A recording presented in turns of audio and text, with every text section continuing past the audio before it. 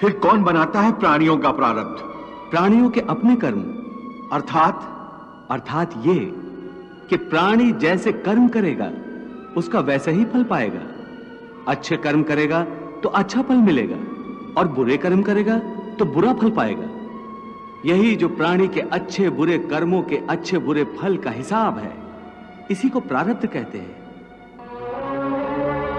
अपने पुण्य कर्मों के फलस्वरूप सुख और अपने पाप कर्मों के फलस्वरूप दुख प्राणी इसी जन्म में या अपने अगले जन्म में भोगना ही पड़ता है। वो टल नहीं सकता।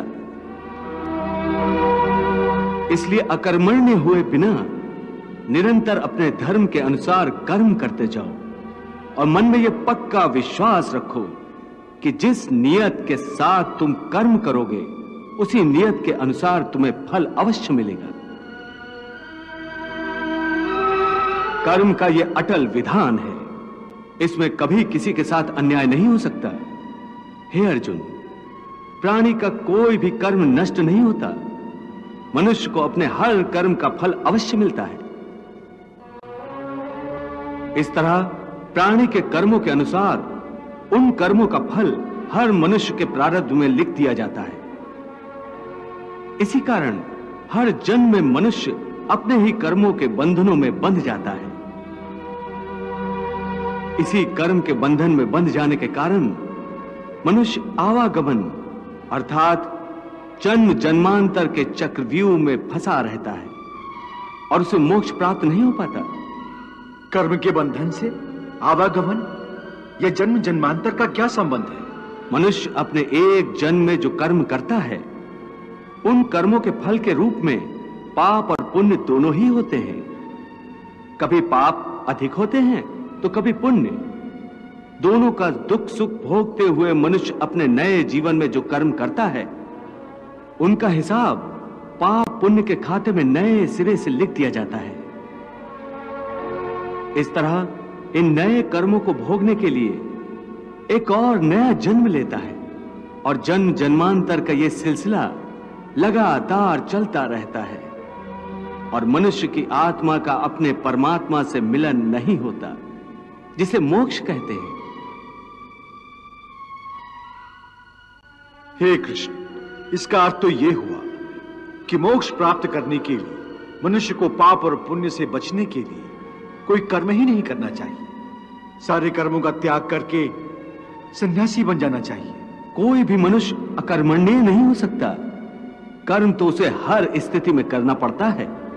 परंतु सन्यासी तो कर्म का त्याग तो करते ही हैं। हे पार्थ, सन्यासी भी कर्मों का त्याग नहीं करते, न ही कर सकते हैं। मैंने पहले कहा था कि सन्यासी भी कर्म करते हैं। खाना पीना, उठना बैठना, तपस्या करना, साधना करना, ये सब भी तो कर्म ही है। कर्म से कोई कैसे मुक्त हो सकता है? हे केशव, जब कर्म से मनुष्य मुक्त नहीं हो सकता तो वो कर्म कैसे करे कि उसे पाप और पुण्य से मुक्ति मिले? हे पार्थ, इसका तरीका यह है कि मनुष्य फल की इच्छा त्याग कर कर्म को अपना धर्म समझकर करे।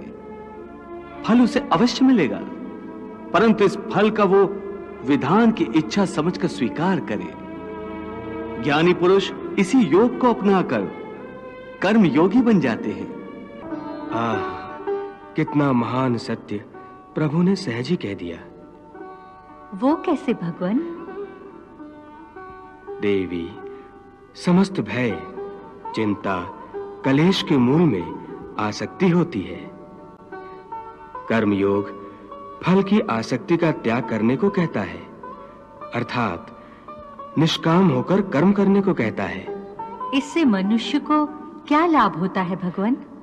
लाभ यही है देवी कि कर्म योग चित्त को शुद्ध और भयमुक्त कर देता है। देवी, भयमुक्त होकर ही मनुष्य जीवन को आनंद में बिता सकता है। अर्जुन को प्रभु यही रहस्य समझा रहे हैं। हे अर्जुन, तुम इंद्रलोक दिव्यास्त्र पाने के लिए गए थे, तब उर्वशी के मोहजाल में नहीं फंसे थे, उर्वशी से मोहित नहीं हुए थे। क्योंकि उस समय तुम्हारा मन निरासक्त था। मैं तो यहाँ अपने अतिथि की सेवा में अपने आप को समर्पित करने आई हूँ। नहीं नहीं, ये धर्म नहीं है, ये तो अधर्म है, पाप है। हे अप्सरा, मेरे लिए हर वो स्त्री जो मेरे विवाह बंधन में नहीं बंधी आदरणीय है, देवी और माता समान है। तो क्या पृथ्वी लोक का यही धर्म है कि पुरुष एक कामातुर स्त्री की प्रेम याचना को निर्दयता से ठुकरा दे? परंतु देवी, आपका मेरा रिश्ता एक स्त्री पुरुष का नहीं है, बल्कि धर्म और इंद्रलोक के नियमानुसार भी आप मेरी माता हैं। परंतु आज कैसे विचलित हो गए हो? उस समय तुम अपना धर्म नहीं भूले थे, परंतु इस समय तुम अपना धर्म भूल रहे हो। इसका कारण जानना चाहोगे? हाँ केशव। तुम्हारा मन तुम्हारे काबू में नहीं है, क्योंकि तुमने कर्म योग नहीं अपनाया। क्या कहा? कर्म योग से मन काबू में रहता है? हां अर्जुन, कर्मयोग के कारण कर्मयोगी का मन इधर उधर भटकता नहीं है। कर्मयोगी की बुद्धि स्थिर हो जाती है। जिस प्रकार पत्थर के एक मजबूत चट्टान को नदी की तूफानी लहरें भी विचलित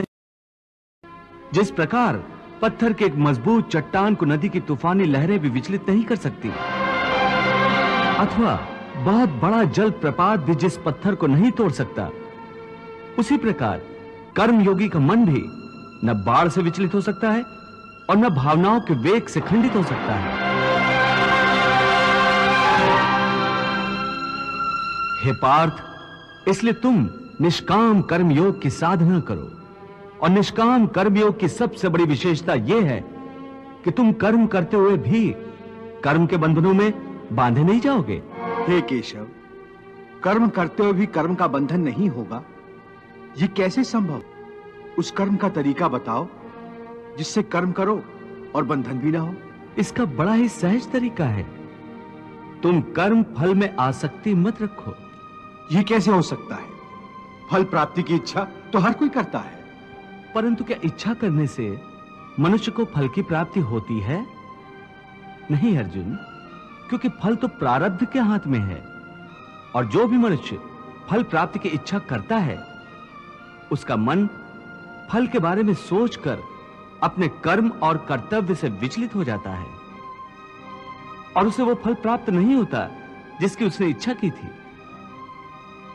पार्थ, मनुष्य केवल कर्म कर सकता है, फल कदापि मनुष्य के अधीन नहीं है। केशव, यदि फल की प्राप्ति मनुष्य या उसके कर्म के अधीन नहीं है, तो कर्म ही क्यों करे? क्योंकि मनुष्य का धर्म है अपने कर्तव्य का पालन करना, इस कर्तव्य पालन के लिए आवश्यक कर्म करना। परंतु हे केशव, फल प्राप्ति की कामना छोड़ने पर मनुष्य में कर्म करने की प्रवृत्ति उत्पन्न कैसे होगी? यदि फल की इच्छा न रहेगी तो मनुष्य कर्म ही क्यों करेगा? हे अर्जुन, जो साधारण मनुष्य फल की इच्छा से ही कर्म में प्रवृत्त होते हैं, वो सुख दुख आदि के चक्र में फंस जाते हैं। उनकी मन शांति नष्ट हो जाती है। हर पल हर समय फल प्राप्ति के विचार से उनकी निद्रा उड़ जाती है। हे पार्थ, तुम दुर्योधन और उसके भाई को ही देखो। बचपन से ही दुर्योधन, शकुनी और दुशासन आदि ने हस्तिनापुर के सिंहासन को प्राप्त करने के लिए कितने अधर्म किए, याद है ना तुम्हें? उन्होंने जब भीम भैया को पानी में फेंक दिया था और वो घटना भी याद होगी जब इन्हीं कौरवों ने तुम सब पांडवों को लाक्षागृह में जलाकर मार डालने की चाल रची थी।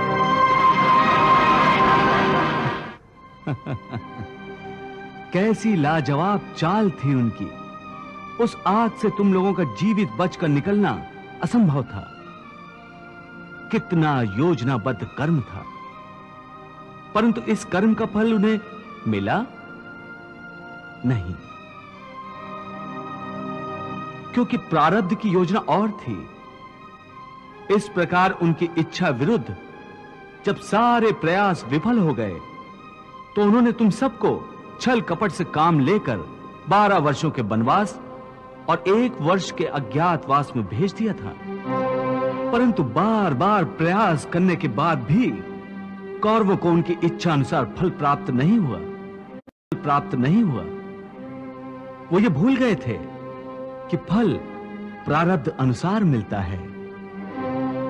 इन दुष्कर्मों के चक्र में वो बुरी तरह फंस गए हैं पार्थ, और जिस फल की कामना वो कर रहे हैं वो फल उन्हें प्राप्त नहीं होगा, बल्कि दुष्कर्मों का बुरा फल ही उन्हें मिलेगा। ये बात तुम सदा याद रखो। वाह प्रभु वाह।